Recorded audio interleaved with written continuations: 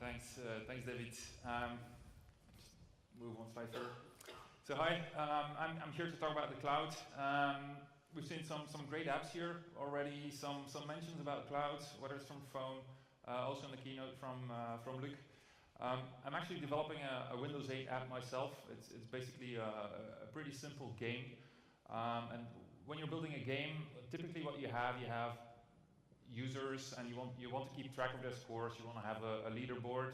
I'm also managing some user-generated content. So where typically do you put it? So what does it take to build that backend system? Well, typically, traditionally, what you need is you need a server, you need some storage, you need some cables. Well, basically, you need a bunch of hardware to run the freaking thing. So a whole lot of things to do that you add on top of your application development. Yeah. Of course, I want to reach that $1 million that Katrien mentioned. So I'm going global. I'm publishing in the store for all markets. So my app needs to be up and running 24/7. So I think my one server is probably not going to be enough. So let's add some clustering. Let's add some load balancing. All of that to the mix. So it becomes quite complex. And then, of course, running 24/7, it needs to be up. How many users am I going to get? If I'm reaching 500 million Windows 8 users, reaching that 1 million, there's going to be a whole lot of users. Yeah. So one server, two servers, maybe I'll be needing 100 servers because my app is going to be featured in the store. It's going to be in your face when you open the store. So I'm going to have a lot of hits on my backend. So what does it take to build that backend? Yeah. And so basically what you end up with is you start with something fun. I'm going to develop an app. And you end up with this iceberg where 10% is development and 90% is goo, is infrastructure, is managing machines and boxes and all of that. And that's not what you want. You want to focus on the things that you're good at. And that's basically what the cloud is about. It's about focus. It's about focusing on the things you like and giving all the things you don't like, put it out of your hands and have someone else manage it. Okay? And that's basically where Windows Azure comes into play. So Windows Azure, Microsoft Cloud Computing Platform, actually gives you that power to flexibly add computing resources, adding storage resources, basically giving you everything you need for running either for a single user, for 100 million users. So instantaneously, you can scale infinite resources as you need them. If you don't need them anymore, you can scale it down. So it goes up and down. It's very flexible. No need to worry about how many servers do I need to install, need to buy, etc. So very flexible. Flexible also in terms of whether you're a .NET developer, you're a Java developer, you're a PHP developer, you're targeting not necessarily the Windows platform, but maybe you have iOS apps, maybe you have Android apps. All of that, Windows Azure gives you an open platform to build apps that you can target to any platform, any mobile platform that you want to. So very open, also very solid, very robust. Microsoft manages your resources in a way that you get an application that is up and running 24/7 without you having to wonder, is everything going fine? Without you having to pick up a phone at 3 a.m. Saying that your server is down, could you please come to the data center and reboot it? So we take care of that. So you have a solid platform for building and hosting your applications on. Is Windows Azure only for enterprise apps? No, not necessarily. It's also good for enterprises. It's also good for games. Also good for the big games. So you see here Halo 4. Our friend Master Chief is also leveraging the power of Azure in his fights that he's battling. So we have all of the multi-user capabilities that come with Halo 4 are all running on Windows Azure. So we're using the exact same features, the exact same platform for our success stories, for our success games on Xbox to give you that 24/7 great experience of running a game, without you even noticing that Windows Azure is behind it. And that's what you want also for your apps.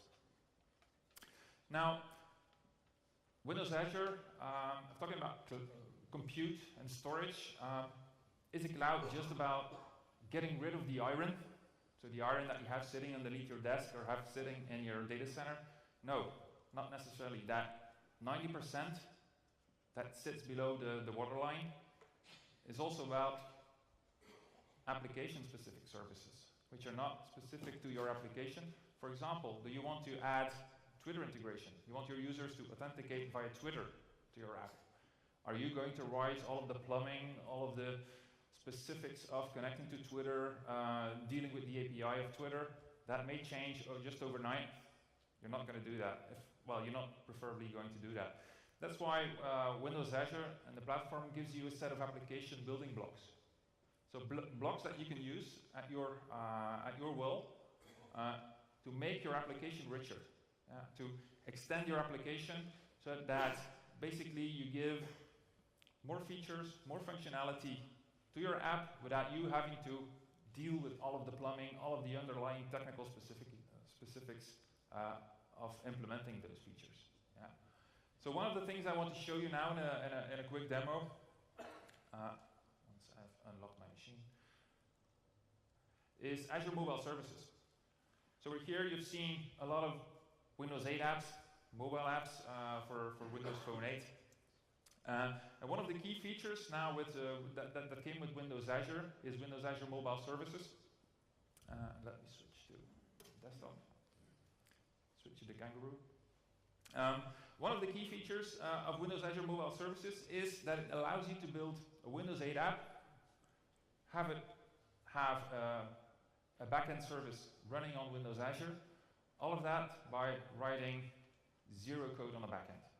Yeah. So you can build an application, and I'm going to do a demo here. In less than 2 minutes, we'll have a fully functioning Windows 8 app with a backend running on Windows Azure, providing functionality to read, etc., read, update, etc., on my application.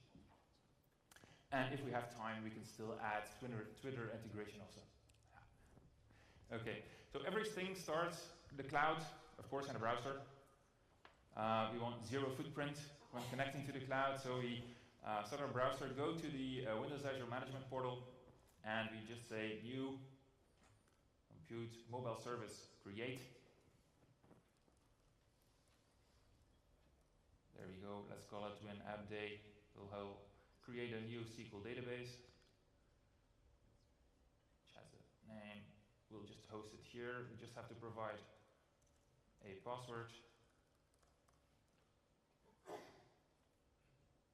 There we go. So now what happens is we've just created a mobile service. The process that goes behind it now is going to spin up, well, first it's going to create a database. It's going to spin up a mobile service, so a backend for my Windows 8 application. And once that's finished, what will happen is it will also provide me a template, like a template application that is fully functioning, that I can just download and execute. Yeah.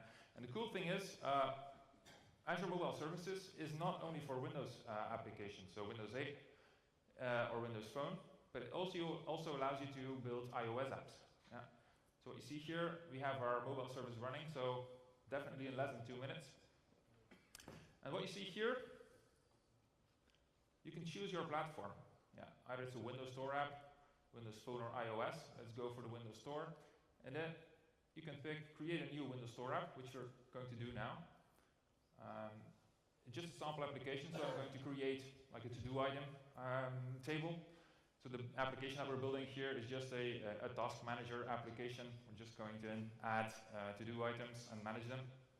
So we now created a to-do item table, and we can download the code. There we go. Just going to open it, extract everything. Just a zip file. There we go. And we can just click on it and run it. Okay, so we trust the source. Of course, it's coming from Azure. Have no fear. So just to show you, this template is not just a template, but it's a template that is specific to us. Yeah. So here you can see that It's basically connecting to our backend, to the backend that I've just created on Azure. That information is already included in the template that we have here. Okay, so now we just do F5. Yeah, so it's building, executing, and what we have here now is fully functioning application for adding to-do items. For example, adding a to-do item, demo time. Any other items you want me to add? Silence is golden. There we go. So you see now, you probably don't believe me that the data is now in the cloud. Just to prove that, I'm going to show you in a portal that the data is really in there. There we go, so we can check the data. There we go. And so now, the entries that I've just put in this application, I've written zero code on the client, I've written zero code in the backend, and I have a fully functioning cloud-enabled application. There we go. What's that for a demo? Thank you.